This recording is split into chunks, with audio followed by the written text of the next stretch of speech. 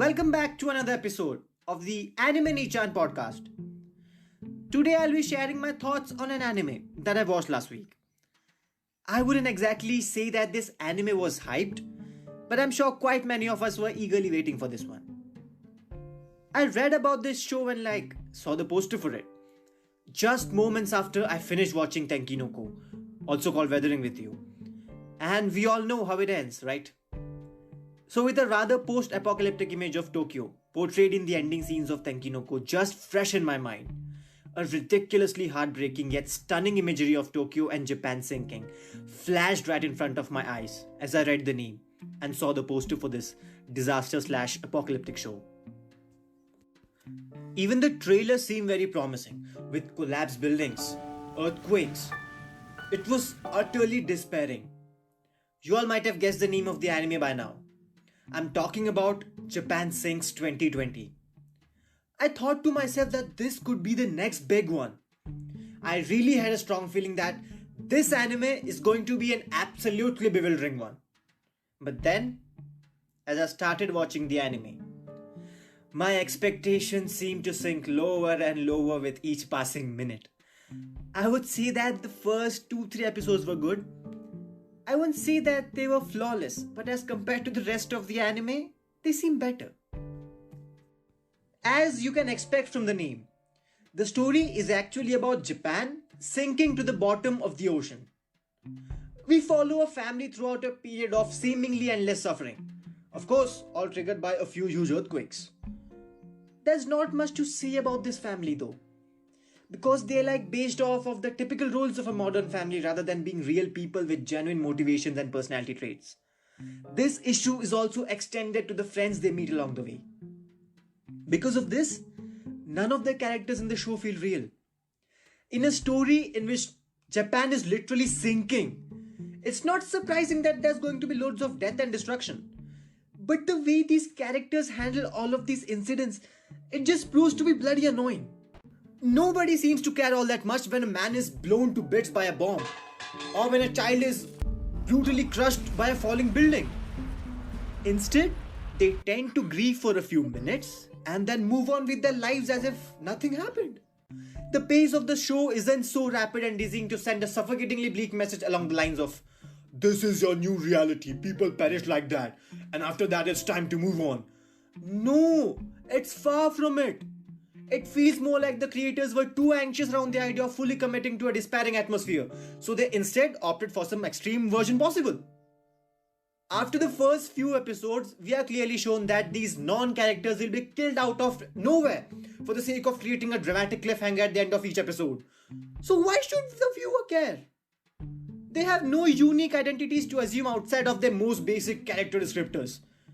And even their deaths aren't convincingly grieved by the rest of the cast. So why should we care? I remember how much I was waiting for this anime to finally air. This was Masaki's last work as a member of Science Saru. How can I not be hyped?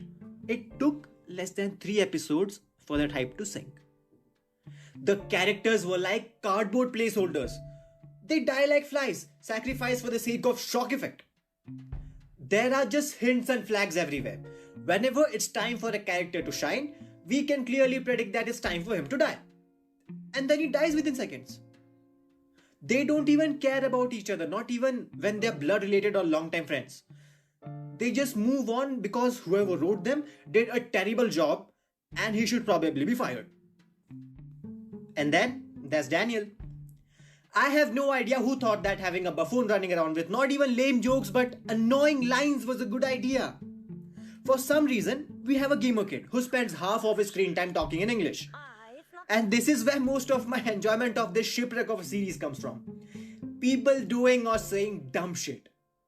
I just cannot care about the protagonist when the scene is completely ruined each goddamn time with some weird English line thrown around to make it look cooler. From the man behind some praiseworthy shows like the Tatami Galaxy, Devilman Crybaby, and so on, we are getting this pile of shit. It's absolutely senseless. From the beginning, you realize that the art isn't the strongest point of this anime.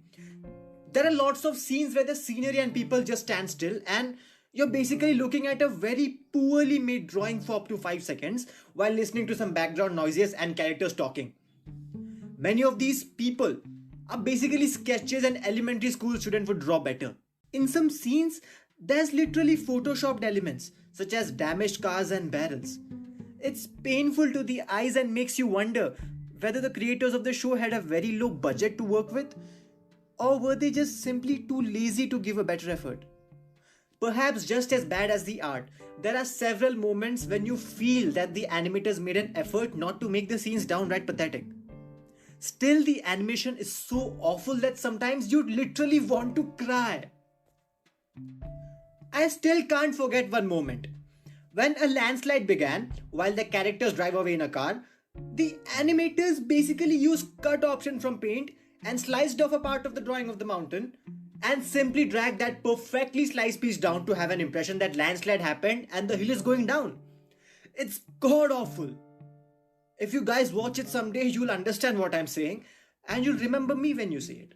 In the scenes when the vehicles are moving, you're left with desire to throw up. It's just that bad.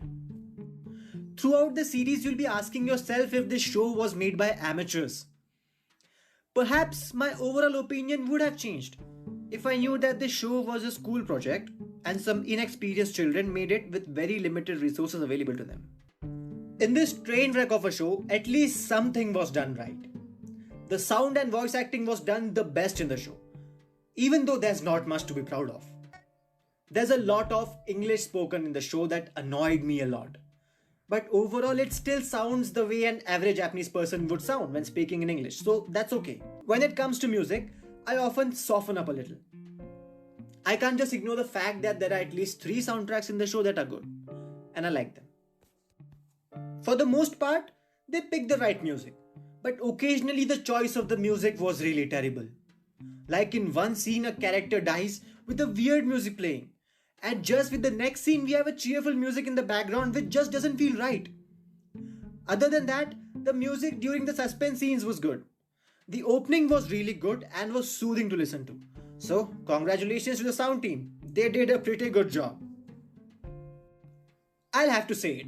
The start of the show was somewhat intriguing, and the ending has messages like what it is to be a citizen of a certain nation, what it is to be a human, why acceptance is important, and why it's important not to cling to the past and keep moving forward, and so on. The final message kind of redeems the episodes to a certain degree, but sadly, that's not even remotely enough to redeem the whole show. Honestly, in the end, I was left with an impression that the author knew how to start and end the show, but didn't know what to do with 90% of the story in between the start and the end. Thus, they filled it with random shenanigans that makes no sense and is basically a waste of time. I'm talking about a certain arc in the middle of the show that made me want to drop the series several times. Do you know what makes Japan Sinks 2020 a terrible story? The poor execution. Quite often you'll be asking yourself, what the heck am I watching? Randomness of certain events completely ruin the atmosphere of the show and makes you distance yourself from the characters and the plot. Considering that the art, animation and characters are just awful, there's very little that keeps you attached to the show. And I barely watched it to the end. I even considered dropping it at least 8 times. And the show consists of only 10 episodes. So, these were my thoughts on this anime. I would suggest you to watch the first 3 episodes, they're decent.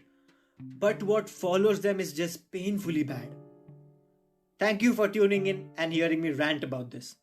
And as always, if you're listening to this on a platform that allows you to rate or leave reviews, then I'd be happy if you do it. Or you can even reach out to me with the links given in the description. And while you're at it, also check out the other links as well. So that's all I have for you today. I'll see you guys next time.